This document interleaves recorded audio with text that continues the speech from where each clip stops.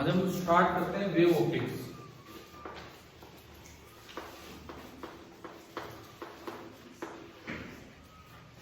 Wave optics में सबसे पहली बात मेन चीज है bending of light. Ray optics में आप ये मानते हैं कि लाइट कैसे चलती है स्ट्रेट लाइन में, और वेव ऑप्टिक्स में हम मानते हैं कि लाइट बेंड हो सकती है। परंतु एक स्टार्टिंग बात आती है जो शायद पहले कभी डिफ्रैक्शन पढ़ा है उस समय बताएंगे, वो एक फ्रेस्नेल डिस्टेंस ना वो डिफ्रैक्शन की बात नहीं कर रहा ना, मैं कह रहा हूं एक फ्रेस्नेल डिस्टेंस नाम से कोई क्वांटिटी आई थी ZF, that was a square by lambda. कुछ याद है ऐसा? a को हम बोलते थे स्लिट का साइज, लैम्डा उसकी वेवलेंथ आने वाली वेव की। ये वो डिस्टेंस है, कम से कम इतनी दूरी तक तो आपको वेव चला के देखनी पड़ेगी अगर आप उसकी बेंडिंग ऑब्जर्व करना चाहते हैं। अगर आपको अब भी वेव सीधी दिख रही है तो इसका मतलब आप कौन सी ऑप्टिक्स लगा सकते हो?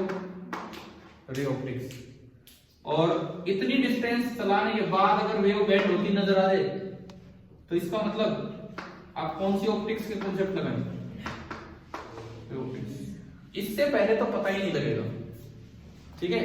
कम से कम आपको इतनी दूरी तक, कम से कम आपको यहाँ ये स्लिट है जिसका साइज है, एक ये स्लिट है जिसका साइज है, एक वेव चली जिसकी वेवलेंथ है लैम्डा। ये दूरी स्क्रीन की जो दूरी है दोनों में वो मैंने ली कितनी, a स्क्वायर बाई लैम्डा। अगर a square by lambda minimum distance चलने पे आपको बेंडिंग का पता लगे कि रे सच में लाइट बेंड हुई है तो वहां पे रे ऑप्टिक्स नहीं, वहां कौन से कॉन्सेप्ट वैलिड है? Wave optics. और रे ऑप्टिक्स यहां तक रहती है बस जहां तक बेंडिंग ना हो। असल में रे ऑप्टिक्स ब्रांच को कैसे डिफाइन करते हैं, रे को कैसे डिफाइन करते हैं? रे को, एक रे ऑफ लाइट क्या होती है? Ray of light is the path of energy propagation. ray of light is the path of energy propagation with the condition lambda tending to 0। ray of light की simple सी definition ये होती है कि it is the path of energy propagation with the condition lambda tending to 0। और अब आप क्यों देखो lambda tends to 0 का क्या फायदा हुआ है? अगर आपने lambda tends to 0 कर दिया तो a स्क्वायर बाई लैम्डा कितना हो गया? इंफिनिटी हो गया। मतलब इनफाइनाइट डिस्टेंस चलने के बाद अगर वेव बेंड कर जाए तो वेव ऑप्टिक्स है, नहीं तो वहां तक क्या है? Ray optics. और इनफाइनाइट डिस्टेंस तक तो हम पहुंच ही नहीं सकते। यानी कि आपने किस तरह से डिफाइन किया रे ऑप्टिक्स को, समझ आ रहा है? समझ आ रहा है क्या?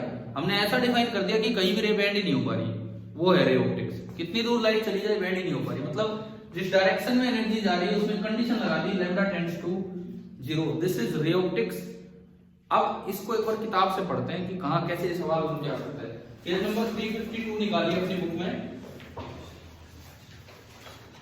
Page number 352।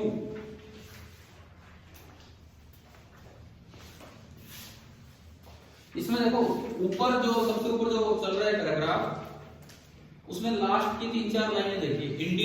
Indeed the branch of optics, मिली क्या एक लाइन बीच में, ठीक है। अब देखो indeed the branch of optics in which one completely neglects the finiteness of wavelength, one completely neglects the finiteness of wavelength, यानी कि आपने क्या कर दिया, lambda tends to 0, समझ आ रहा है?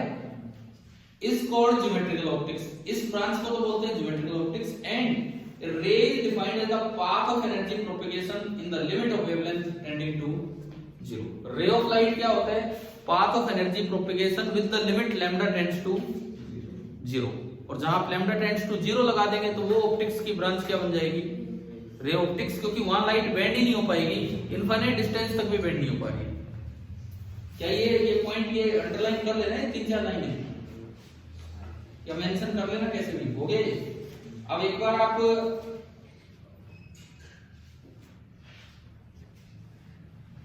आ गया ना, पेज नंबर, आप रोज ही लेट आते, वहां से आते वैसे वो दूसरा क्वेश्चन रहता है। चलो ठीक है, वही एक चेयर थी यहाँ मांग, कोई नहीं, बैठो। और एक और पेज नंबर आप निकालिए, page number 375, the validity of ray optics. Page number 375, the validity of ray optics. मिल गया एक टॉपिक। इसमें देखो ZF का फॉर्मूला क्या दे रखा है इन्होंने नीचे, a² बाई लैम्डा। अगले पेज पे चलो, अगले पेज पे चलिए, ये लिखता है equation this also shows that ray optics is valid in the limit of wavelength tending to 0। अगर आप लैम्डा टेंड्स टू 0 कर देंगे तो फ्रैक्शनल डिस्टेंस ही कितनी निकल के आ गई, इनफाइनाइट, मतलब हर जगह ही रे सीधी चलेगी। तो कौन सी ऑप्टिक्स वैलिड है, रे ऑप्टिक्स। समझ गए हो ना, सीधा इस तरह का भी कोई सवाल वहां क्रिएट करके दिया जा सकता है। तो शुरुआत हमने इसको डिफाइन करने से की कि भाई क्या रे ऑप्टिक्स है, कहां तक ये वैलिड है, इस तरीके से, ठीक है। और आगे बढ़ते हैं। अगली चीज बेंडिंग, ये तो हो गया डिस्टेंस के ऊपर। अब अगर मैं इसके साइज के ऊपर बात करूं तो बेंडिंग ऑफ लाइट कब पॉसिबल होती है और कब नहीं होती। अगर आप स्लिट साइज या ऑब्स्टेकल साइज की बात करें तो बेंडिंग ऑफ लाइट कब पॉसिबल होती है, कब नहीं होती। अगर किसी वेव की वेवलेंथ, लाइट के लिए नहीं, किसी भी वेव की वेवलेंथ अगर कंपेरेबल है ऑब्स्टेकल या स्लिट के साइज के तो वो बेंड होगी, नहीं तो वो बेंड नहीं होगी, ठीक है। ये सवाल कैसे आ सकता है, ये सवाल ऐसे आ सकता है कि भाई sound wave commonly bends, sound wave बड़ी आसानी से बेंड कर जाती है। कैसे, मान लो ये दरवाजा है, यहाँ बीच में दरवाजा है, ये खुला हुआ है, हम यहाँ बोल रहे हैं आप और हम बात कर रहे हैं, कोई दीवार के पीछे भी होगा तो क्या उसे आवाज सुनाई दे जाएगी कि नहीं, बताओ एक बार ढंग से सोच समझ के बताना। ये गेट खुला हुआ है, हम दीवार के इस साइड है दो लोग और बाहर कोई पीछे की तरफ, हम बात करें तो क्या उसे आवाज सुन जाती है कि नहीं। यानी कि साउंड वेव तो आसानी से क्या होगी, बैंड होगी उस दरवाजे में से। क्या हम उसे दिखाई भी दे जाते हैं साइड में, तो इसका मतलब लाइट वेव भी गई हमसे लेकिन वो बैंड नहीं हो पा रही। साउंड वेव बैंड कर गई लेकिन लाइट वेव बैंड नहीं कर पाई। Explain the reason. क्या रीजन है बताओ। हमारा जो दरवाजा होता है, अपने लाइट की वेवलेंथ कितनी होती है, 400 नैनोमीटर से 700 नैनोमीटर। याद नहीं आ रहा था ये तो मैंने वो विप्योर वाली बात आपको ध्यान दिलाई, 400 से 700। और साउंड की वेवलेंथ कितनी होती है, 1 मीटर के आसपास। जो हम बोलते हैं उसकी वेवलेंथ होती है, हो सकता है ना हो आइडिया, कहीं आता तो ही नहीं ये चीज, हो सकता है ना हो आइडिया, 1 मीटर के आसपास हमारी साउंड की वेवलेंथ होती है। थोड़ा बहुत परसेंट अलग अलग हो सकती है लेकिन इसमें है, अभी दिखाऊंगा मैं आपको। तो जो दरवाजा होता है उसका साइज तो मीटर्स में होता है, या नैनोमीटर के दरवाजे अपने करो, मीटर में है ना। तो इसका मतलब साउंड वेव तो बैंड कर जाएगी, लाइट वेव बैंड नहीं कर पाएगी। क्लियर है। पहले तो ये चीज पढ़ लेते हैं, कहाँ है ये सवाल अगर आ जाए तो। ये देखो, does light travel in straight line, blue colour में दिया है पेज नंबर 353 पे, ब्लू कलर में एक क्वेश्चन लिखा है ऊपर, मिल गया ना सभी को। Does light travel in straight line. अगर मान लो ये सवाल आ जाए, does light travel in straight line, क्या लिख क्या होगी। देखो ये क्या लिखता है, ये लिखता है light travels in straight line in class 6। Chhathi class में तो लाइट सीधी चला करती थी। It does not do so in class 12th में आके बिगड़ गई, 12th में आके सीधी जा रही, पता नहीं कहां कर चल रही है एंड बियॉन्ड। और सबसे लास्ट ये ब्लू कलर में नीचे एक और लाइन लिखता है, it learns how to bend as it grows up. जब ये छठी से 12वीं तक आई थी, ये बड़ी हुई, एज इट ग्रोज अप, तो इसने सीख लिया कि मुड़ना कैसे होता है। ये सब तो अलग बात है, ये अलग थोड़ी लिखने हैं। अब जो काम की बात है वो क्या है, काम की बात ये है कि लाइट कब तो बैंड होगी कब नहीं होगी, और साउंड क्यों बैंड हो रही है। तो इसके लिए आप थोड़ा सा इसके नीचे आओ, पहली लाइन छोड़ो, दूसरा पैराग्राफ इन स्कूल वाला छोड़िए, प्रेजेंट बुक वाला छोड़िए, इससे अगले पैराग्राफ पे आओ। इन ऑप्टिकल रीजन मिल गया। In optical region light is a wavelength of about half a micrometre. Half a micrometre वही होता है, half a micrometre mean 500 nanometre. Half a micrometre into 1000 करके उसे नैनोमीटर बना सकते हैं, मतलब 500 nanometre. If it encounters an obstacle of about this size, अगर इसमें लगभग अगर इसी साइज का ऑब्स्टेकल आ जाए तो it can bend around it, तो लाइट बेंड हो जाएगी, and it can be scene on the other side, दूसरी साइड पे दिख जाएगी। Thus a micrometer size obstacle will not be able to stop a light ray. अगर micrometer size का obstacle आया है तो वो लाइट की शैडो नहीं बना पाएगा, बल्कि लाइट उसके चारों तरफ घूम के पीछे से निकल जाएगी।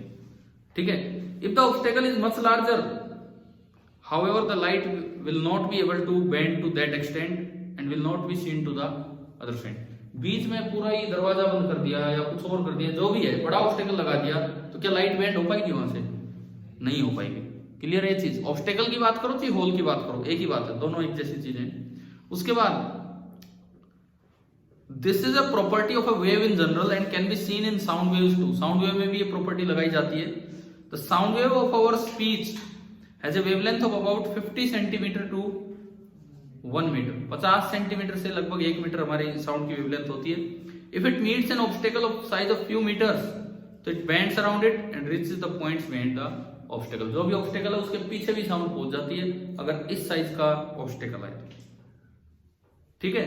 और अगर बहुत बड़े साइज का ऑब्स्टेकल आए तो वो बेंड नहीं कर पाएगी, क्योंकि कई मीटर किलोमीटर के साइज का ऑब्स्टेकल आ गया या कई मीटर का आ गया तो फिर वहां से वो वापस हो लेती है, जिसे हम इको के नाम से छोटी क्लास में पढ़ के भी आते हैं। तो ये तो एक वेव की जनरल प्रॉपर्टी है कि कब कोई वेव बेंड होगी और कब नहीं होगी। तो इस पैराग्राफ से हमें ना एक दो चीजें ये सीखनी है।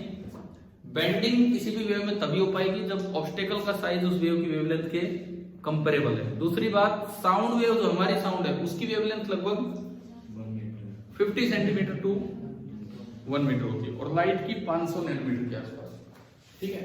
शायद ये वाला भी पैराग्राफ हो गया होगा। अब क्या करते हैं हम, अक्सर इसे हाइजन प्रिंसिपल से स्टार्ट कर लेते हैं, लेकिन ये दो सवाल तो मैंने अभी भी आपको समझाए। एक तो ये रे ऑप्टिक्स क्या है, रे क्या है, या क्यों ये इनफाइनाइट तक बेंड नहीं हो रही है, और एक ये जो बेंडिंग वाला क्वेश्चन है, ये भी आ सकते हैं आपके पेपर में, तो कम से कम ध्यान देना चाहिए। इसके बाद आता है पहला ढंग का टॉपिक जो इस चैप्टर का है, हाइजेंस प्रिंसिपल। देखो इसको स्टेप बाय स्टेप हम क्वेश्चंस की तरह ही आज लेके चलेंगे। पहला सवाल, डिफाइन अ वेव फ्रंट। पहला सवाल, डिफाइन अ वेव फ्रंट क्या होगा? आप केवल सवाल लिख लो, आप आंसर मत लिखो, घर से अपने आप बनाओगे, लेकिन मैं समझाऊंगा यहाँ। डिफाइन अ वेव फ्रंट, पहला सवाल यही आ गया। अब इसका आंसर सुनिए, आप समझिए। भाई ये तीसरा सवाल है, इसका पहला नहीं है, समझ गए हो ना? तीसरा सवाल है आज का, दो तो मैं बता चुका हूं आपको, दो अपने आप सोचना क्या है क्या नहीं। तीसरा सवाल आज का ये हो गया कि डिफाइन अ वेव फ्रंट क्या होता है। सुनो, जब भी किसी सोर्स से कोई वेव बन के चलती है तो जैसे ही वो मीडियम के पास आएगी वहां ऑसिलेशन ऑफ पार्टिकल स्टार्ट कर देती है, या उसकी अपनी कोई property, electric field, magnetic field, उनका ऑसिलेशन स्टार्ट हो जाता है। लाइट एक मैकेनिकल वेव है कि non mechanical?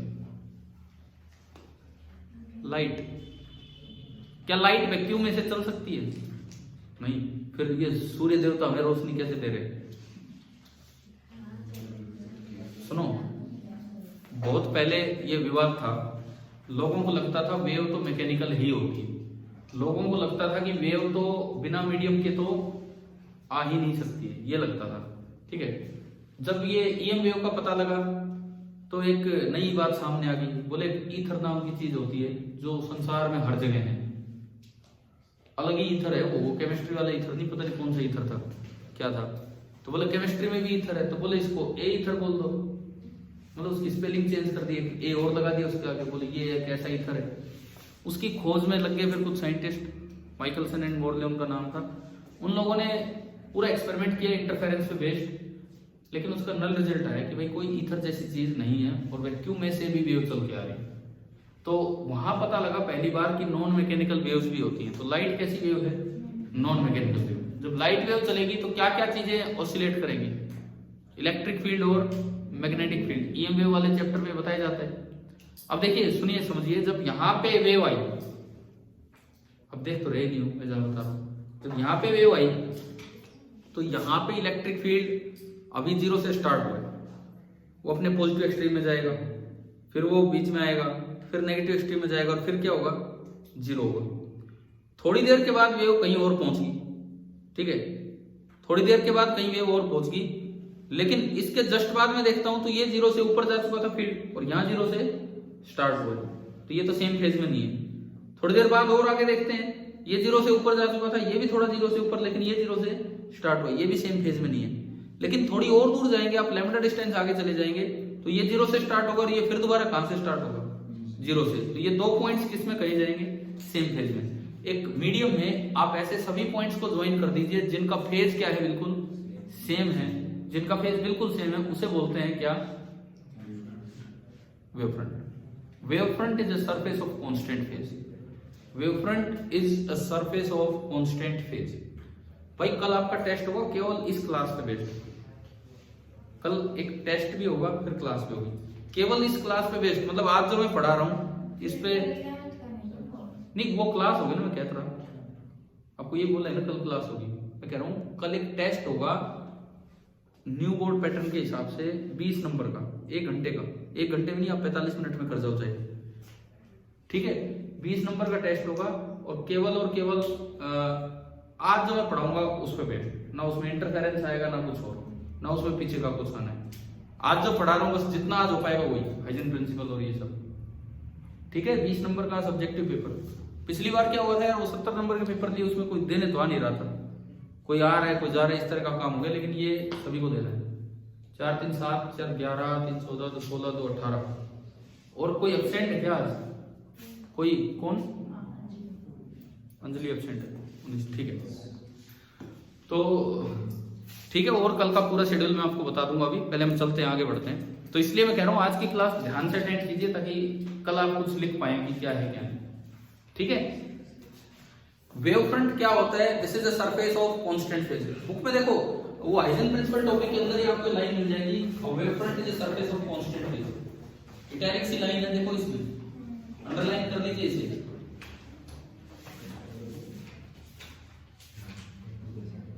Wave front is a surface of constant phase, मिल गया। एग्जांपल इसके सुनिए, एग्जांपल सुनिए। अगर पॉइंट सोर्स है, पॉइंट सोर्स से r डिस्टेंस दूर इधर कोई पॉइंट लिया मैंने, r डिस्टेंस दूर इधर कोई पॉइंट लिया, r इधर r बाहर r पीछे, इस तरह से यहां से वेव स्टार्ट हुई है, हर तरफ c स्पीड से चलती है, r डिस्टेंस चलने में वेव को टाइम लगेगा r by c। तो अगर मैं एक स्फीयर बना दूं, यूं पूरा स्फीयर है, सर्कल नहीं है, समझ गए, स्फीयर है, तो क्या उस स्फीयर के हर पॉइंट पे वेव एक साथ आएगी कि नहीं? तो उन सभी जगह E0 से स्टार्ट होगा, तो वो सारे पॉइंट सेम फेज में हैं। तो एक पॉइंट सोर्स के अराउंड वेव फ्रंट कैसा होता है? स्फेरिकल। अब कुछ याद करो, पॉइंट सोर्स के अराउंड होता है स्फेरिकल, लीनियर सोर्स के अराउंड होता है सिलेंड्रिकल, और अगर सोर्स बहुत दूर है, तो आपको कैसा नजर आएगा? प्लेन।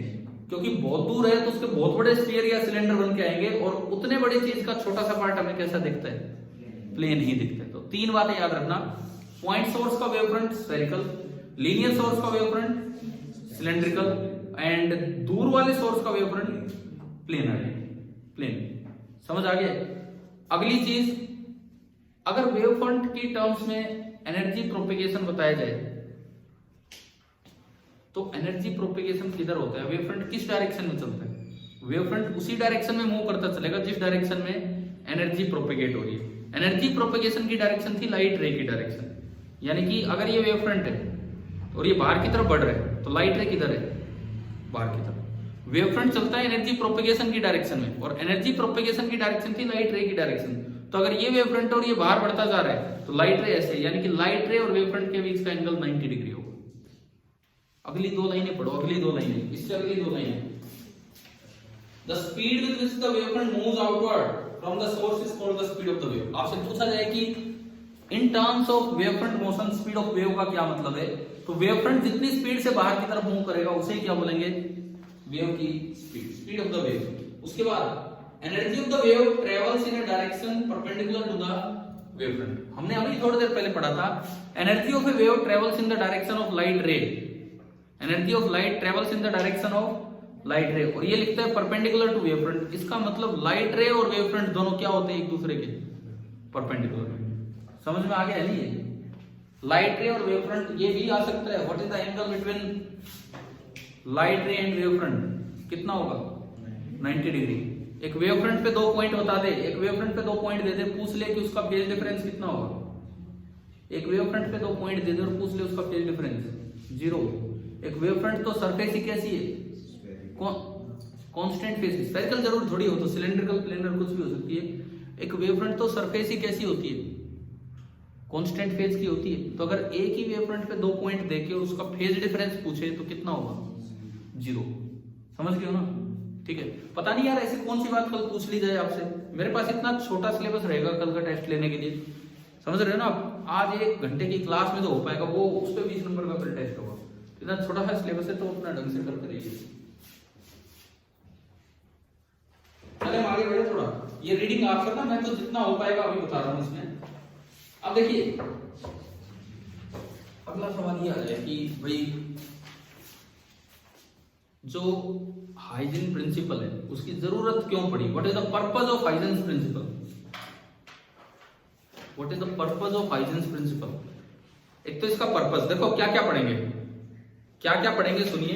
एक इसका पर्पस, एक इसकी स्टेटमेंट्स कि क्या इसने बोला, और एक इसकी शॉर्टकमिंग, एक इसकी लिमिटेशन थी शॉर्टकमिंग, और एक हाइजीन आर्गुमेंट क्या था उस शॉर्टकमिंग को दूर करने के लिए। चार चीजें हमें पढ़नी है यहाँ पे, इसका पर्पस, इसकी स्टेटमेंट मतलब प्रिंसिपल क्या है, इसकी शॉर्टकमिंग, और इसको दूर करने के लिए क्या आर्गुमेंट था। इनमें से कोई सी भी बात आपके पेपर में आ सकती है। और ये हाइजीन प्रिंसिपल वाला तो है ना, सीबीएसई में 5-5 नंबर में आता है सवाल, 3 नंबर में भी आता है, 5 में भी, और 1 नंबर का भी आता रहता है।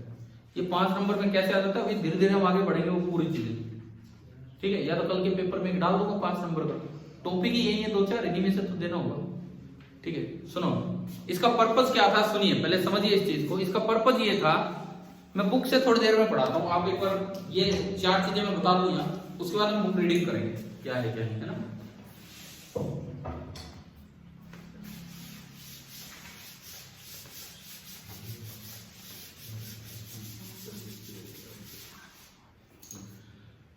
फिर इंटरफेरेंस पे 1 या 2 क्लास होंगी, फिर एक टेस्ट होगा आपका 20 नंबर का, ठीक है। फिर डिफ्रैक्शन पे 1 क्लास होगी, और फिर एक टेस्ट होगा 20 नंबर का जिसमें पूरी वेव ऑप्टिक्स आएगी। तो इस वीक में मतलब जो अगला 1 वीक होगा, 3 टेस्ट आपके होने वाले हैं। उनके लिए मुझे कोई एक्स्ट्रा टाइमिंग की जरूरत नहीं है, 1-1 घंटे में आराम से वो सिमट जाएंगे। और 3 टेस्ट समझ गए हो ना, एक ओनली हाइजीन प्रिंसिपल तक, एक ओनली इंटरफेरेंस, और एक में कंप्लीट वेव ऑप्टिक्स। वो पार्ट नहीं आएगा जो बोर्ड में इस साल हटा दिया गया, पोलराइजेशन, रिजोल्विंग पावर, वो नहीं आएगा, ठीक है। दोगे ना ये ठीक ठाक तरीके से। 20 में से 15 से कम किसी के नहीं आने चाहिए। सुनो यार, आपके लिए पेपर बनाते हैं, टाइप करते हैं, फोटोकॉपी निकालते हैं, आपके पेपर लेते हैं, फिर चेक करते हैं, कितना काम हो जाता है। ये स्कूल के काम अलग है, यहाँ के अलग हो जाते हैं। और अगर आप इनको भी सीरियसली नहीं ले रहे हो तो फिर क्या फायदा है इस बैच को चलाने का। आपको पता नहीं मैंने बताया था कि नहीं, रोज तो रात को 9:15 से 10:15 क्लास हो रही है, केवल डाउट क्लास, केवल डाउट क्लास होती है, केवल और केवल डाउट क्लास। मैं उसमें कभी आगे नहीं पढ़ाता हूँ, क्योंकि आगे में तो यूं है, आज भाई मान लो 15 बच्चे आए क्लास में, तो 10 तो फिर भी रह गए। आपकी नहीं, मैं स्कूल की एक क्लास की बात करूँ, डेली हो रही है 9:15 से 10:15, ओनली डाउट क्लास होती है। तो मैं तो बीच में टाइम निकाल रहा हूँ आपके लिए। अगर आप नहीं पढ़ के आएंगे तो ऐसा कोई टेस्ट नहीं होगा, और क्या पता फिर मैं जल्दी जल्दी करवा के वैसे खत्म करूंगा। तो इसलिए ये 3 टेस्ट इस वीक के आपको बताए हैं। 15 से कम किसी बच्चे के नंबर ना आए, अपनी तैयारी करके आओ, छोटे छोटे टॉपिक हैं, ठीक है। सुनिए वेव ऑप्टिक्स में जो अगला हमारा काम था, हाइजीन प्रिंसिपल का पर्पस, तो इधर समझिए क्या था। ये मान लो कोई सोर्स है, पॉइंट सोर्स है, पॉइंट सोर्स का वेव फ्रंट कैसा बनेगा, स्फेरिकल। ये बना दिया स्फेरिकल वेव फ्रंट। मान लो मुझे ये कोई वेव फ्रंट दिया है, ऐसे कौन कौन बच्चे हैं जिनको 12th का बोर्ड एग्जाम नहीं देना है? 3-4 बच्चे हैं। सुनो, इस साल इतना ऑब्जेक्टिव हो गया बोर्ड पेपर, वो उस दिन दिया था 70 नंबर वाला पेपर, इतना ऑब्जेक्टिव हो गया है कि एक सेक्शन 1 मार्क जिसमें भी असर्शन रीजन ऑब्जेक्टिव, एक सेक्शन केस स्टडी उसमें भी 4 ऑब्जेक्टिव, समझ रहे हो। उसके बाद 2 नंबर, 3 नंबर, 5 नंबर, उनको भी आप किसी तरह से ऑब्जेक्टिव की तरह भी देख सकते हो। हालांकि मैं तो कल सब्जेक्टिव की तरह दूंगा। तो आप लोग कल देंगे कि नहीं देंगे पेपर? नहीं, मर्जी आपकी, मर्जी है, मैं आपको फोर्स नहीं कर रहा हूं।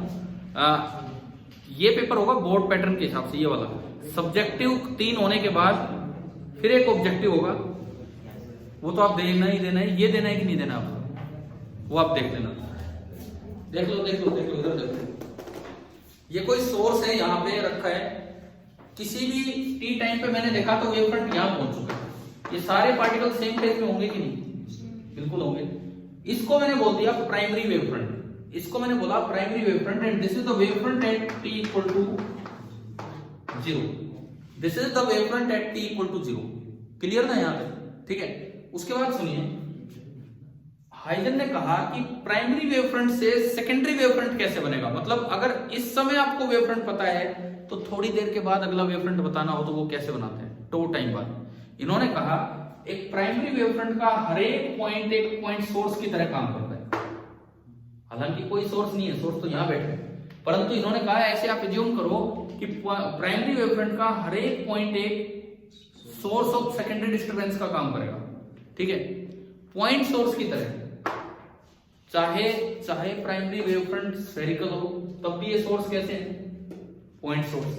चाहे प्राइमरी वेव फ्रंट प्लेन हो तब भी ये सोर्स उस पे जो मानेंगे कैसे मानने होंगे, पॉइंट सोर्स। और चाहे प्लेन वेव फ्रंट हो तब भी सोर्स कैसे मानेंगे आप, पॉइंट सोर्स। क्लियर है, क्लियर ना यहां तक। अब सुने, पॉइंट सोर्स अपनी अलग स्फेरिकल डिस्टरबेंस चलाएंगे, क्योंकि पॉइंट सोर्स की यही डिस्टरबेंस थी, ये भी कैसी थी, स्फेरिकल। लेकिन उनको नाम दिया इसने वेवलेट। ये जो अगला जो इसने बताया उसको नाम दिया वेवलेट। बोला कि भाई ये एक सोर्स है, ये एक सोर्स है, ये एक सोर्स है, ये एक सोर्स है। यहां से लाइट चलेगी और ये अपने चारों तरफ डिस्टरबेंस फैलाना स्टार्ट करेगा।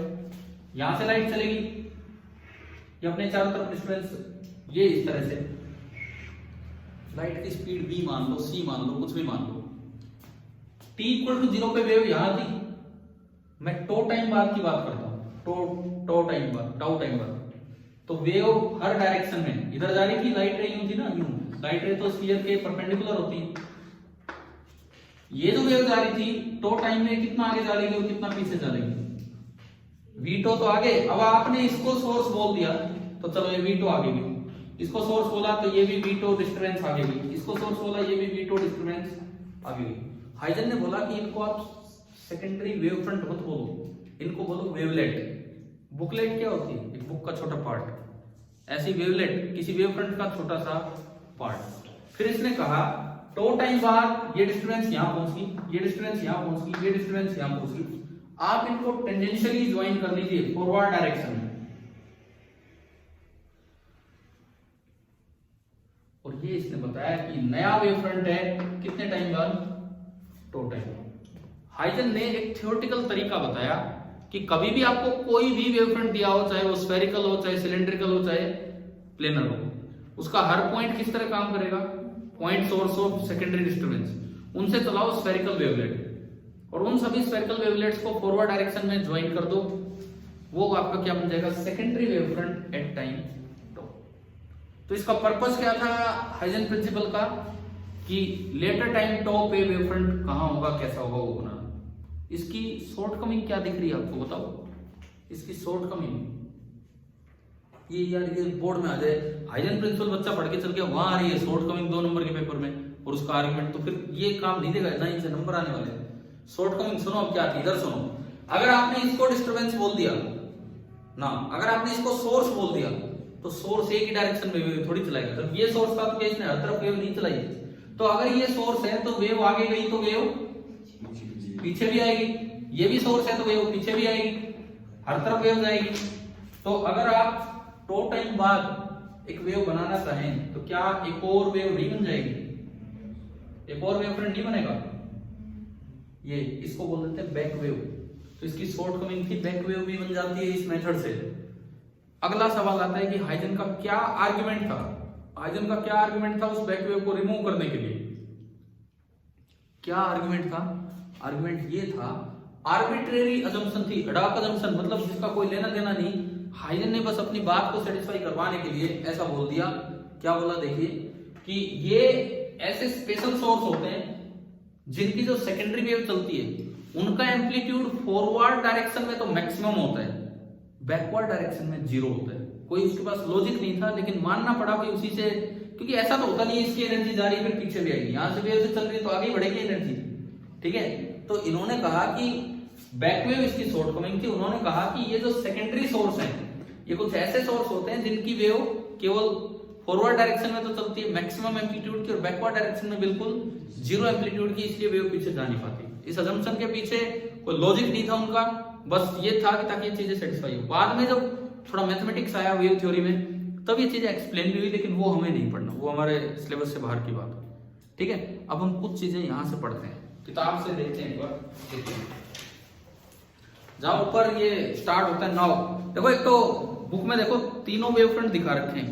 पिछले पेज पे तो स्फेरिकल 353 पे तो स्फेरिकल दिखा रखा है, और 300 ऊपर एक सिलेंड्रिकल दिखा रखा है नीचे वाले डायग्राम में, लीनियर सोर्स का सिलेंड्रिकल। और ऊपर देखो जब रे पैरेलल आ गई, पैरेलल रे मतलब सोर्स बहुत दूर है, तो वेव फ्रंट कैसा दिखा दिया, प्लेन। अब ये जो नाउ ये जो पैराग्राफ स्टार्ट हो रहा है ये पढ़ते हैं। Now if we know the shape of the wave front at t equal to 0, page number 354 पे। Now if we know the shape of the wave front at t equal to 0, then Huygens principle allows us to determine the shape of the wavefront at a later time tau। क्या आपको इसका purpose समझ आ गया है? वो आगे भी यही लिखता है, thus Huygens principle is essentially a geometrical construction, ये केवल एक ज्योमेट्रिकल कंस्ट्रक्शन है which given the shape of the wavefront at any time, कि अगर आपको किसी टाइम पे शेप ऑफ वेवफ्रंट दे रखी है t बराबर 0 टाइम पे, allows us to determine the shape of the wavefront at a later time। तो थोड़ी देर बाद कहाँ कैसा होगा वो बता देता। आप एक काम करो, इसमें 2 कोमा लगा लो ताकि आपको समझ आ जाए, नहीं तो अंग्रेजी में कंफ्यूज हो जाएंगे। एक कोमा विच के बाद लगा लो जहां गिवन आता है विच, एक कोमा यहां लगा लो given the shape of the wave front. ये वेव फ्रंट लिख रखा है, वेव फ्रंट ही लिखा है, सही लिखा आपको, सही कर लेना, ये गलत है। एट एनी टाइम, फिर एक कोमा एट एनी टाइम के बाद लगा लो, टाइम के बाद, कि इसका मतलब है कि अगर आपको t बराबर 0 पे वेव फ्रंट पता था तो आप एक लेटर टाइम पे टो टाइम पे निकाल लेंगे। तो पहले तो ये बताओ पर्पस पूछा जाए हाइजेन प्रिंसिपल का, समझ आ गया है कि नहीं? उसके बाद इसकी स्टेटमेंट पे आते हैं। Now according to Huygens principle, अब देखो ये देखो इसके बाद क्या है, each point of the wave front, ये जो हमारा प्राइमरी वेव फ्रंट है, ये जो हमारा प्राइमरी वेव फ्रंट, इसका हर एक point is the source of a secondary disturbance, ये एक सेकेंडरी डिस्टर्बेंस का सोर्स है, सेकेंडरी सोर्स है। एंड द, अब वेव फ्रंट का है कि वेवलेट, वेवलेट, इनके जो वेव स्टार्ट हुए उनको बोला wavelet. And the wavelets emanating, मतलब इनसे निकलने वाले, from these points spread out in all the directions with the speed of the wave. अगर वेव की स्पीड v है तो v से, c है तो c से। ये हो गया यहां तक।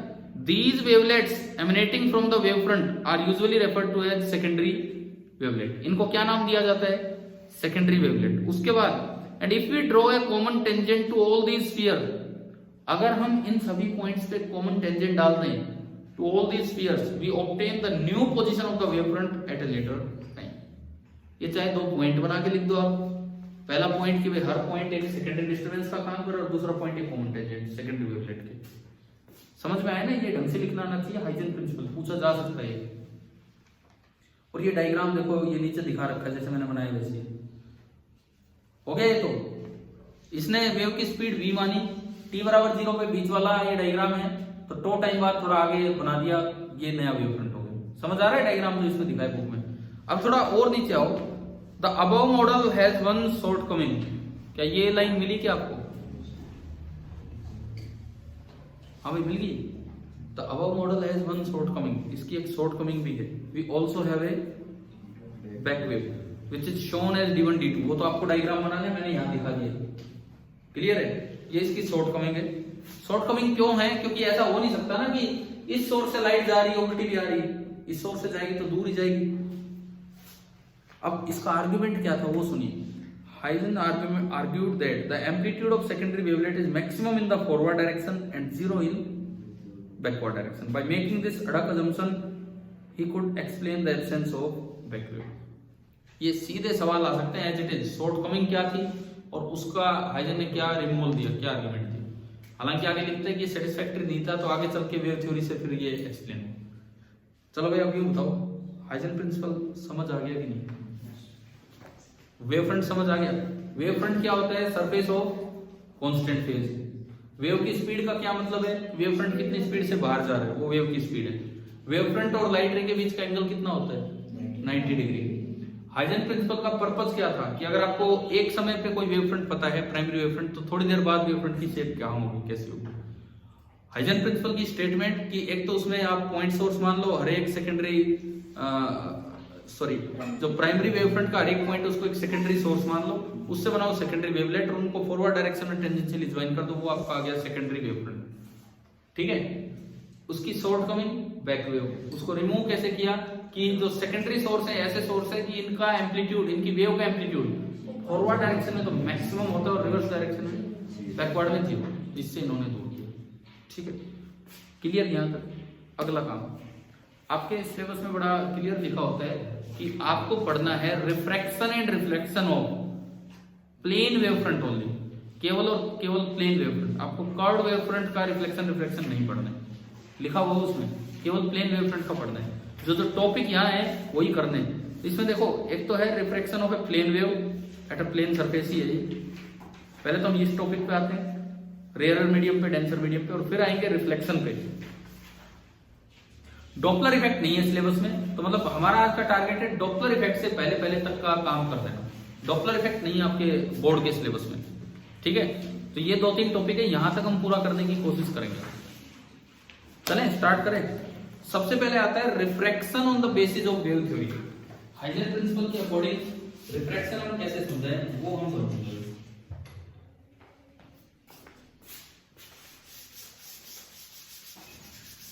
देखो, वेव ऑप्टिक्स में बच्चा टॉपिक 3 पढ़ के चला जाता है, इंटरफेरेंस, डिफ्रैक्शन और पोलराइजेशन। ये पूरा वहां पेपर में मान लो हाइजेंस प्रिंसिपल पे सवाल आ गया 5 नंबर का, तो और कुछ भी नहीं मिलेगा वेव ऑप्टिक्स से।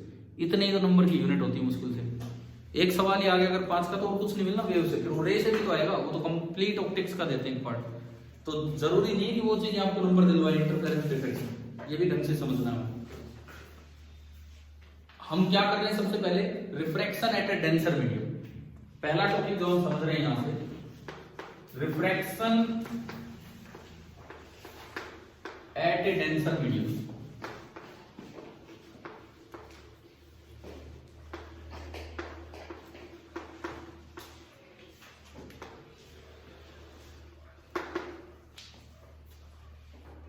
हमें केवल प्लेन इंटरफेस पे रिफ्लेक्शन देखना है, केवल और केवल प्लेन इंटरफेस पे। ये हमने एक प्लेन इंटरफेस दिया है यहां पे।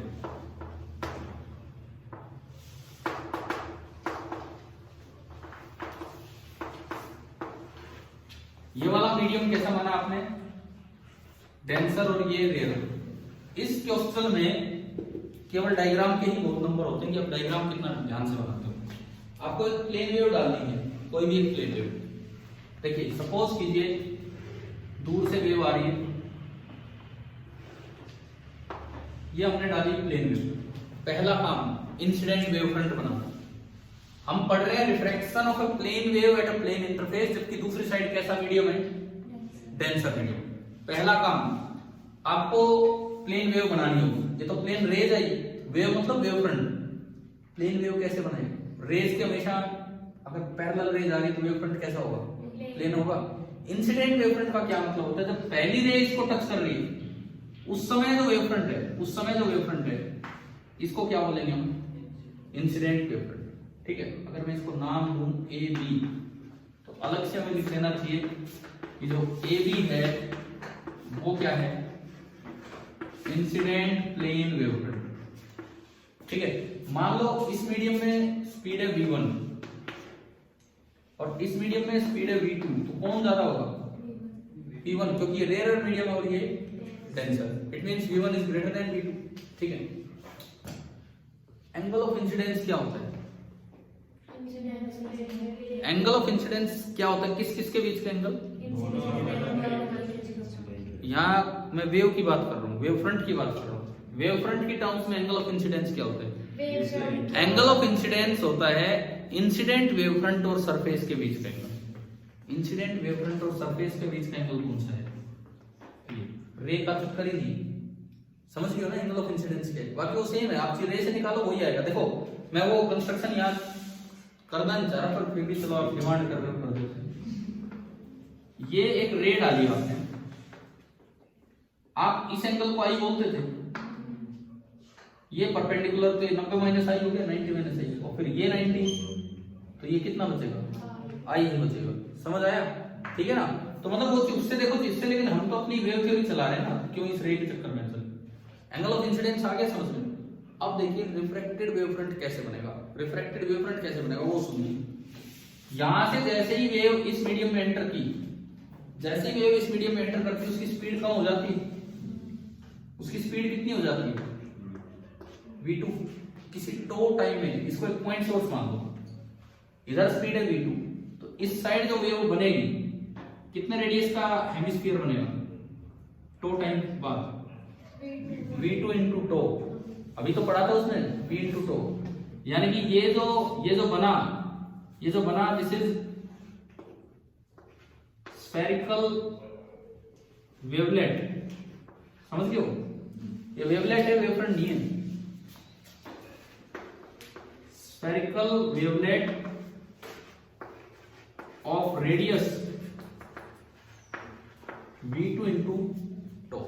टो कौन सा टाइम है? टो वो टाइम है जितनी देर में b से एनर्जी यहां पहुंची, जितनी देर में b से एनर्जी यहां आ गई है वो दूसरे मीडियम में जाने वाली है। अब देखो इधर स्पीड कितनी है v1, so this is the incident wavefront at t equal to 0। A भी तो आपका है incident wavefront at t equal to 0। मैं कहता हूं t इक्वल टू 0 पे तो एनर्जी यहां थी और यहां वाली एनर्जी को यहां आने में जो समय लगा कितना लगा टो। क्लियर है? तो बताओगे ये डिस्टेंस कितनी है? ये डिस्टेंस v1 इंटू टो, क्योंकि इस मीडियम में स्पीड तो v1 है। अब देखो रिफ्रैक्टेड वेवफ्रंट क्या होता है? जैसे ये बाद वाला एनर्जी पॉइंट यहां पहुंचेगा उस वक्त क्या वेवफ्रंट है वो आपका क्या होगा? Refracted wavefront. इस वक्त वेवफ्रंट कैसे बनाते हैं?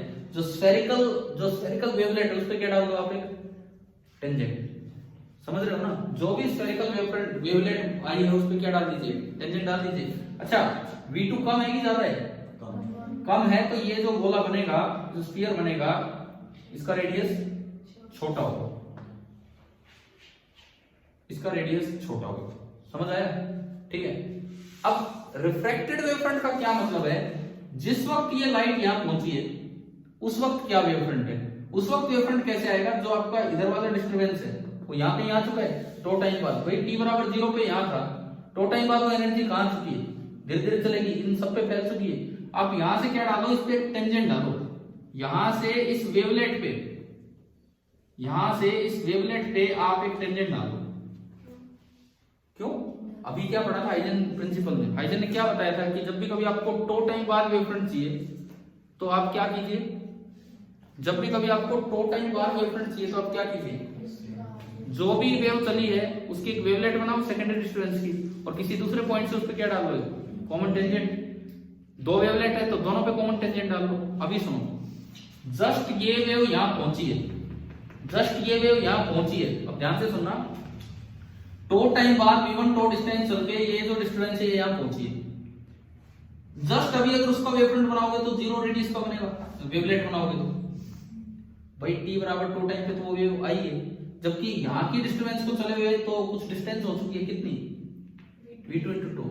आप कॉमन टेंजेंट बनाओगे तो ये तो पॉइंट है, उस पे तो वही टेंजेंट रहेगा। तो v1 तो v2 से बड़ा है तो उसका रेडियस बड़ा होना चाहिए ना? किसका रेडियस? इसका आएगा जो उसका क्यों मैं रेडियस लूं? सुनो इसका, ये जो है, सुनो बताता हूं आपको, अभी बताता हूं। B पे एनर्जी कब थी? t इक्वल टू 0 पे। यहां पे एनर्जी कब है? t इक्वल टू 0 पे। t इक्वल टू 0 पे दोनों जगह एनर्जी यहां पे थी, यहां होगी, ठीक है। अब क्या करना है आपको? किस तरह से रिफ्रैक्टेड वेवफ्रंट बनाना है? आप क्या करो, ये वाली डिस्टरबेंस नए मीडियम में चलने लगी, कितने स्पीड से? v2 इंटू स्पीड v2 से, ठीक है। तो टो टाइम में कितनी दूर चली जाएगी डिस्टरबेंस? हर तरफ कितनी दूर? तो ये आपका एक स्फेरिकल वेवलेट बन गया, जिसको हम बोल सकते हैं, जिसको हमने नाम दिया था अभी सेकेंडरी वेवलेट, इसको नाम दिया था सेकेंडरी वेवलेट, बन गया v2 टो रेडियस का, ठीक है। रिफ्रैक्टेड वेवफ्रंट बनाने का तरीका क्या होता है? यहां वाली एनर्जी जब यहां पहुंचे, उस मीडियम के वेवलेट्स को कंसीडर मत करो, यहां वाली एनर्जी जब यहां पहुंची है, यहां वाली एनर्जी जब यहां पहुंची है, उस पॉइंट से आप इस सेकेंडरी वेवलेट पे एक टेंजेंट डाल दो, वो क्या कहलाएगा? इस मीडियम का रिफ्रैक्टेड वेवफ्रंट। देखो इंसिडेंट वेवफ्रंट का क्या मतलब है? एक हिस्सा टच कर रहा है पहले जो आया, उस वक्त जो वेवफ्रंट है वो क्या है? Incident wavefront. रिफ्रैक्टेड वेवफ्रंट का क्या मतलब? जब वो लास्ट वाला पॉइंट आएगा उस वक्त क्या आपका वेवफ्रंट है, वो क्या होगा? Refracted wavefront. तो वहां हमें स्फीयर नहीं ड्रॉ करना, वो तो जस्ट एक पॉइंट है, उससे आप क्या करो, यहां वाला जो सेकेंडरी, देखो मैंने एक ही दिखाया, आप बीच की एक लाइन बनाओगे, बीच की एक लाइन बनाई, उसका इससे छोटा बनेगा। क्यों बनेगा छोटा? क्योंकि वो t बराबर 0 पे नहीं पहुंचा, वो थोड़ी देर बाद पहुंचेगा। अगला बनाओगे उसका और छोटा बनेगा। उन सभी के कॉमन टेंजेंट डालोगे तो ये आ जाए ये लाइन। फिर वेव फ्रंट में तो कांस्टेंट फेज में होते हैं ना। हाँ, तो ये पॉइंट अलग-अलग टाइम पे कैसे? अलग-अलग टाइम पे नहीं है। सुनो दोबारा सुनिए। चलो ठीक है, ये अच्छे सवाल कर रहे, इधर सुनिए। एक और वेव में बना के दिखाऊं एक बार। ये देखिए एक और वेव आ रही है। t बराबर 0 पे यहाँ वाली डिस्टर्बेंस अभी यही पहुंची है, यहाँ वाली डिस्टर्बेंस अभी यही पहुंची है। ठीक है, क्लियर है? ये डिस्टर्बेंस टो टाइम में यहाँ आ गई है, लेकिन ये तो पहले आ लेगी, यहाँ पहले आ लेगी ना। तो टो टाइम तक तो यहाँ वाली डिस्टर्बेंस थोड़ा आगे भी जा चुकी होगी दूसरे मीडियम में। कहां तक जा चुकी है वो देखने के लिए जितना टाइम बचा आप उतने रेडियस का क्या डाल दो, एक स्फेरिकल वेवलेट। मान लो ये टाइम टो है, ये यहां से यहां आने का, लेकिन इसको ये टाइम सपोज 10 सेकंड है, ज्यादा बोल रहा हूं 10 सेकंड है, लेकिन इसको यहां से आने में लगे 6 सेकंड, तो और कितना टाइम बच गया इसके पास? तो आप v2 into 4 का एक रेडियस का स्फेरिकल वेवलेट बना दो। ठीक है, और इन सब के कॉमन टेंजेंट डालोगे तो वो क्या बनेगा आपका दूसरा वेवफ्रंट, जो सेकेंडरी वेवफ्रंट है। तो रिफ्लेक्टेड वेवफ्रंट बनाने का तरीका ये होता है, बीच का चीज ना भी दिखाओ, आप लास्ट वाला पॉइंट जब पहुंचे और ये वाला जो पॉइंट है इसका सेकेंडरी वेवलेट बना लो, इससे इस पे क्या डाल दो, कॉमन टेंजेंट। अब देखो ये पॉइंट और ये पॉइंट ये सारे सेम फेज में, क्योंकि ये एक वेवफ्रंट है। ठीक है, अगर आप रे की बात करना चाहें, पहली बात मैं एंगल ऑफ, ये बीच वाला हटा दो अगर समझ आ गया तो, क्योंकि इससे आपका डायग्राम बड़ा बनेगा, आप ही कंफ्यूज होगे पेपर में बनाने में। अब एक चीज हमें ये याद कर लेनी है कि जब भी ये रिफ्लेक्शन दिखाया जाए वेवफ्रंट से, आप केवल दो रे लेके आओ। पहली रे जब पहुंच जाए उस समय इंसिडेंट वेवफ्रंट, और दूसरी रे जब पहुंच जाए तब तक इसका वेवलेट कहां जा चुका है, उस पर क्या डाल दो, टेंजेंट। अगर इधर डेंसर मीडियम है तो ये छोटा बनाओ, रेयर है तो ये बड़ा बनाओ।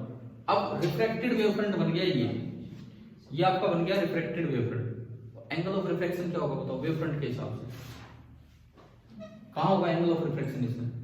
रिफ्लेक्टेड वेवफ्रंट का जो सरफेस के साथ एंगल है वो क्या होगा, एंगल ऑफ रिफ्लेक्शन। और ये वही आना है जो आप रे से और 90 में से घटा के और देखते हो, वही जैसे यहाँ है। ये तो है इसका कंप्लीट डायग्राम। एक बार बुक में डायग्राम पर नजर डालो, ये जो पेज नंबर 355 पे डायग्राम है। देखिए इन्होंने इसको नाम दिया है ए बी, ये ऐसे तीर सा लगा रखा है, कुछ इंसिडेंट वेवफ्रंट। इसको शायद नाम दिया है सीई, दिया है ना। ये क्या है आपका रिफ्रैक्टेड वेवफ्रंट। सबसे पहले तो ये बताओ कि आपको ये वेवफ्रंट डायग्राम बनाना आ गया, रिफ्लेक्शन का समझ आ गया कि नहीं? ये का ये डायग्राम है यहाँ पे इसमें, ठीक है।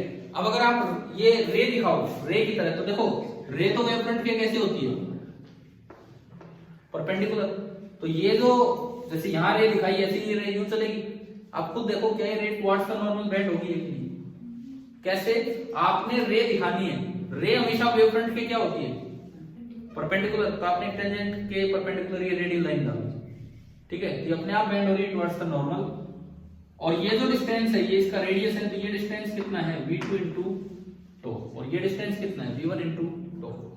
अब ये आ सकता है कि यहां से स्नेल्स लॉ डेराइव करो, आधे नंबर तो डायग्राम के ही होंगे, और फिर आएगा कि स्नेल्स लॉ डेराइव करो। अब देखो आ जाएगा स्नेल्स लॉ, अगर ये डायग्राम ढंग से बनाए हैं तो डायग्राम में लिखना होता है ये क्या है, ये आपने स्फेरिकल वेवलेट बनाया फिर वहां से टेंजेंट डाली, मतलब ये दिखाना होता है ढंग से। कई बच्चे क्या करते हैं, सुनो, दो रे यूं बना देंगे, दो रे यूं बना देंगे, एक लाइन यूं बना देंगे, एक लाइन यूं, इसको रट के चले जाते हैं। उसमें क्या कहीं आपको सेकेंडरी वेवलेट दिखा? सेकेंडरी वेवलेट ही नहीं दिखा तो आपका वेवफ्रंट डायग्राम कहां पूरा हुआ? हाइजेन प्रिंसिपल का तो आपने यूज ही नहीं किया। समझ आ रहा है क्या?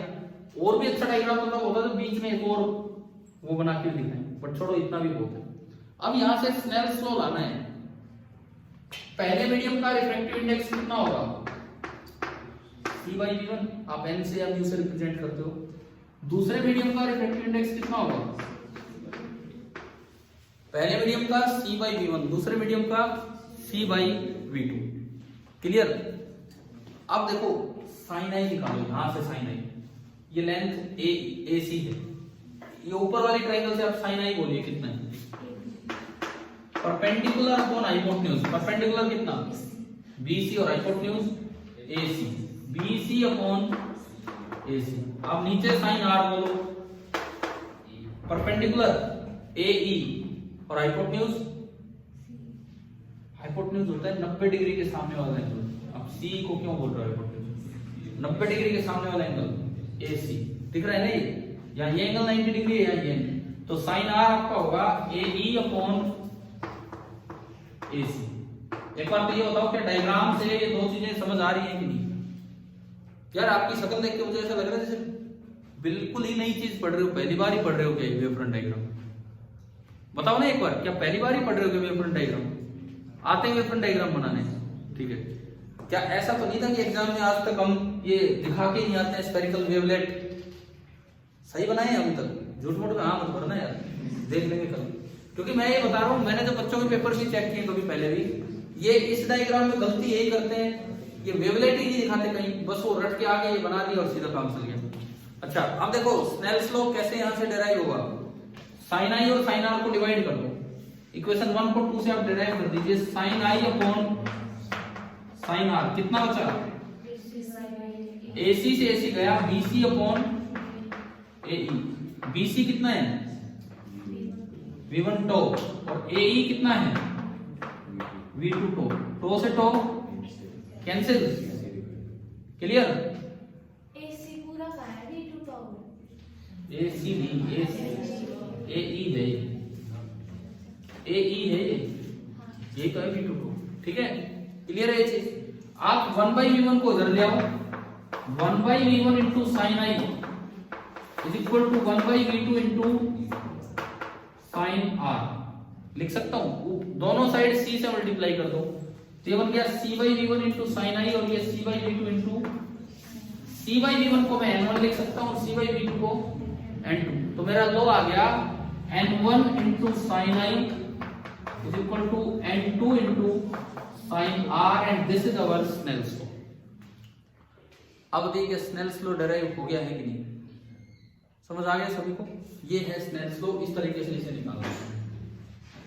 चलूं आगे, ठीक है, ये तो रिफ्रैक्शन वाला पार्ट है पहला, रिफ्रैक्शन एंड डेंसर मीडियम। अब देखो इस पे आओ, इक्वेशन 10.6, पेज नंबर 356, इक्वेशन 10.6 क्या है? इक्वेशन 10.6 क्या ये आ गई कि नहीं? और ये लिखता है this is Snell's law of refraction. इसके बाद एक सवाल बनता है यहाँ पे, वेवफ्रंट थ्योरी से आप ये प्रूव कीजिए कि जब लाइट रे मीडियम चेंज करती है तो वो फ्रीक्वेंसी चेंज नहीं करती। ये सवाल बनता है कि वेवफ्रंट थ्योरी से आप ये प्रूव कीजिए कि जब लाइट रे मीडियम चेंज करती है तो वो फ्रीक्वेंसी चेंज नहीं करती है, वेवफ्रंट थ्योरी से। देख लो, मैं समझा देता हूं, देख लो इधर। चलो आप एक बार बताओ कैसे, क्वेश्चन ही अगर आ जाए कि prove by using wavefront theory that frequency of a wave is not changed while changing the medium. अच्छा जी, ठीक है, सी तो कोई चक्कर नहीं है यहाँ, वो v1 ऊपर स्पीड है, v2 नीचे स्पीड है। वेवफ्रंट डायग्राम से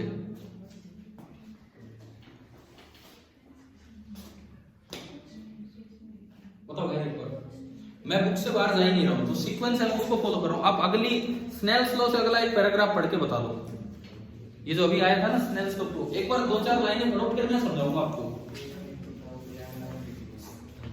क्यों। आप एक बार अगली 3-4 लाइनें पढ़ लो इसके बाद, और फिर मेरे सवाल का जवाब दो कि फ्रीक्वेंसी रिमेन्स द सेम। क्या लास्ट में लिखा है कि नहीं उन्होंने, फ्रीक्वेंसी रिमेन्स द सेम? ये कैसे प्रूव करें वेवफ्रंट डायग्राम से? सवाल तो बिल्कुल आ सकता है पेपर में।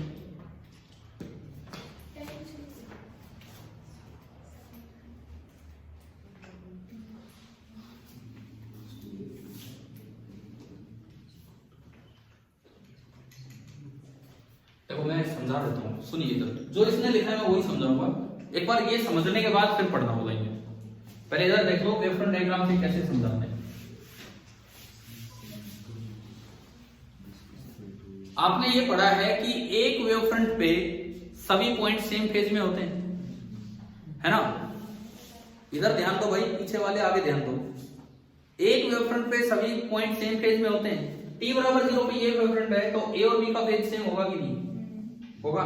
It means you can say phi a, phase का सिंबल होता है phi, is equal to phi b। फिर ये भी एक वेव फ्रंट है, रिफ्रैक्टेड वेव फ्रंट c, तो इसके भी दोनों पॉइंट सेम फेज में होंगे, ठीक है। Phi a is equal to phi b को मैं ऐसे लिखता हूं, phi b is equal to phi a, phi b is equal to phi a। फिर मैंने लिखा phi c is equal to phi e, क्योंकि वो अलग वेव फ्रंट पे है लेकिन सेम वेव फ्रंट पे है और ये अलग है। कि यहां तक समझ आया? इन दोनों को घटा दो, सब्ट्रैक्ट किया मैंने,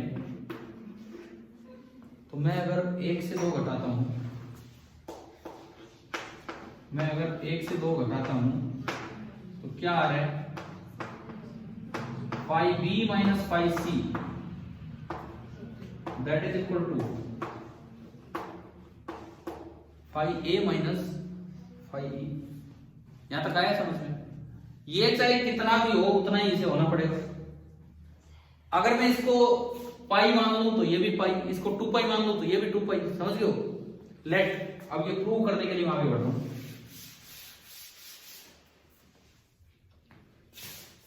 late phi b minus phi c is 2 pi. मैंने माना कि ये 2 पाई है। अगर ये 2 पाई होगा तो इसको भी होना पड़ेगा कितना? 2 पाई होना पड़ेगा। तो this implies phi a minus phi e is also 2 pi. 2 pi phase difference कितनी लेंथ पे आता है? ये कभी हमने वेव ऑप्टिक्स में पढ़ा था इंटरफेरेंस में। एक पॉइंट और 2 पॉइंट, एक वेव यहां से चल के यहां पहुंची, जब पूरी वेव चली जाती है तो ये दोनों सेम फेज में होते हैं। अभी भी मैंने बताया था, हम कहते हैं this 2 are in same phase, लेकिन इसको तो चलते हुए थोड़ा ज्यादा टाइम हो गया, इसकी तो एक साइकिल ज्यादा हो चुकी है, इसकी तो एक साइकिल ज्यादा हो चुकी है और ये अभी स्टार्ट हुआ है नया नया। तो इसका फेज और उसका फेज सेम होने का मतलब है कि इसका फेज 2 पाई एक्स्ट्रा है उसके फेज से। देखो वेव आई यहां पे आई, ये पहला पॉइंट है, इनमें बताओ एक बार, पहले बी के पास वेव आई है कि पहले सी के पास? फिर सी के पास गई, और अगर बी से सी एक पूरी वेवलेंथ है तो मतलब जब बी से सी वेव पहुंची है तो बी की एक साइकिल बिल्कुल पूरी हो चुकी है और अभी सी की साइकिल स्टार्ट हुई है, तभी तो बी और सी दोनों सेम फेज में होंगे अगर ये वेवलेंथ लैम्डा है तो। क्लियर है? यानी कि अगर, और वो जो कहते हैं ना सेम फेज, वो सेम फेज का मतलब होता है 2 पाई का फेज डिफरेंस। सेम फेज में तो होते ही नहीं है। यहां से वेव निकल के उसके बाद जा रही है तो इसका फेज तो डेफिनेटली ज्यादा होगा, लेकिन अगर ये और वो सेम फेज में, इसका मतलब कितना ज्यादा हो गया? 2 पाई। तो अगर आपने बोला कि phi b minus phi c 2 pi है, जिसका मतलब b से c लेंथ पूरी पूरी एक वेवलेंथ है, ठीक है। इस मीडियम की वेवलेंथ आप मान लो लैम्डा 1 और इस मीडियम की वेवलेंथ आप मान लो कितनी? लैम्डा 2। तो इसका मतलब ये है कि लेंथ BC आपने कितनी मानी? लैम्डा 1। अगर ये फेज डिफरेंस 2 पाई है तो ये लेंथ कितनी होगी? लैम्डा 1। और अगर ये 2 पाई है तो उसको भी 2 पाई होना पड़ेगा, और अगर वो 2 पाई है AE तो वो उस मीडियम की वेवलेंथ है, उस मीडियम की वेवलेंथ कितनी? लैम्डा 2 है, मीडियम की अपनी अलग वेवलेंथ है। This implies AE is equal to lambda 2। अब इधर से देखो BC है कितना? V1 टॉ, यानी कि V1 into tau is equal to lambda 1। And इधर से देखें तो AE कितना है? V2 into tau, this is again lambda 2। दोनों जगह से डिवाइड कर दो या टॉ निकाल के इक्वेट कर दो। यहां से टॉ कितना आ रहा है? लैम्डा 1 बाई V1, एंड यहां से टॉ कितना आ रहा है? From equation 3 and 4, from equation 3 and 4 हमें मिला क्या?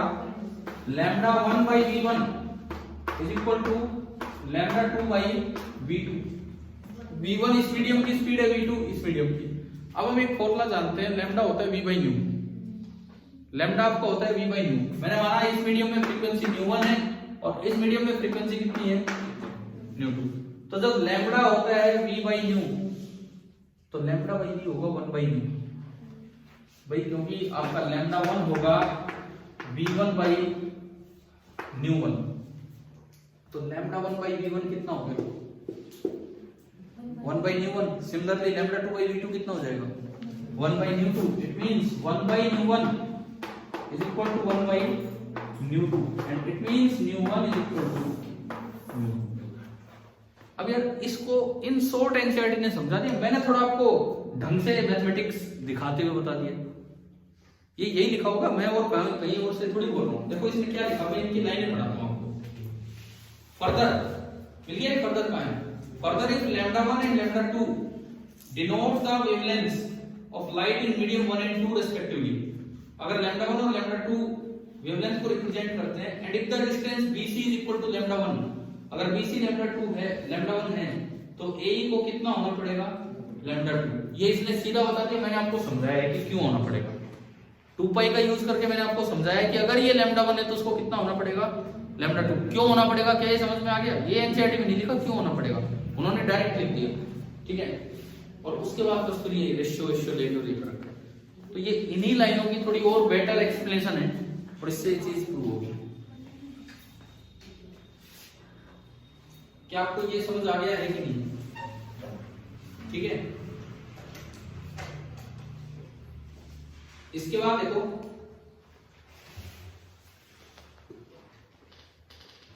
अगली चीज है रिफ्लेक्शन एट ए रेयरर मीडियम। बिल्कुल सेम है, बस डायग्राम अलग है, बिल्कुल ही सेम है। इन्होंने इतना एक्सप्लेन नहीं किया, खाली डायग्राम बना के दिखाया। अगर अगला मीडियम रेयरर होगा, सारी चीजें सेम है, पता नहीं पेपर में कौन सा है। एट ए डेंसर मीडियम आए तो अगले को डेंसर मानो, एट ए रेयरर आए तो अगले को रेयरर। अगर अगला मीडियम रेयरर है तो बताना क्या फर्क आएगा? ये स्पीड ज्यादा होगी तो ये गोला बड़ा बनेगा, तो ये और भी टेंजेंट नीचे तक आएगी, तो आर जो है वो आई से बड़ा दिखेगा। बाकी कोई फर्क ही नहीं है, बिल्कुल फर्क नहीं है, मतलब केवल ये फर्क है। इसीलिए शायद बुक में इन्होंने दिखा भी नहीं रखा कुछ करके आगे। डायग्राम देख लो बस क्या फर्क है। ये गोला थोड़ा सा बड़ा बन गया होगा इस तरह से, बाकी एक एक सवाल सेम है जो आप पीछे पढ़ के आए। क्या ये समझ आ गया? इसके बाद वेवफ्रंट थ्योरी के हिसाब से बस दो चीजें और बचती हैं, केवल दो चीजें। एक तो है reflection of plane wave by a plane surface. क्या ये पढ़ सकते हो अपने आप? बिल्कुल ऐसा ही है।